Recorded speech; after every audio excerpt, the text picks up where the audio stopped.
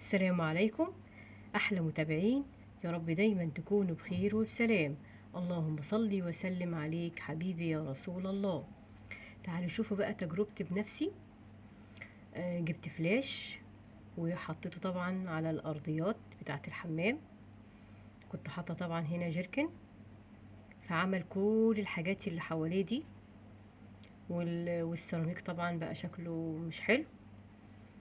فقلت ايه، لازم اجيب الفلاش واجيب ليفة تكون خشنة زي ما احنا شايفين. حطيت الفلاش، وطبعا اول حاجة لازم تلبسوا جوانتي في ايديكم، تاني حاجة تلبسوا كمامة لازم، وحطوا الفلاش واطلعوا بره الحمام لو بيعمل بخار كده وحاجات يعني. ربنا يحفظنا يا رب. فاحنا لازم ناخد بالنا، نفتح الشبابيك كويس، وطبعا الباب، وطبعا كمامة وجوانتي، ونعمل حسابنا يعني. وبعد كده نحط طبعا سلكة المواعين، ونقعد ايه زي ما احنا شايفين كده تحت الحوض، كمان حوض الوش اهو. كل الحاجات المصدية دي بتطلع بكل سهولة ما شاء الله، وفي الاخر بيكون شكل السيراميك جميل اهو. شايفين بنعمل بالمساحة، والسيراميك ما شاء الله بقى بيبرق. وكمان جبت دي الحوائط، مش محتاجة طبعا لفلاش، حطيت عليها برسيل جل علشان تدي ريحة مش اكتر. لان طبعا الحوائط هقول لكم على فكرة حلوة قوي. طبعا بعد الاستحمام بيكون الحمام طبعا فيه بخار من المية السخنة.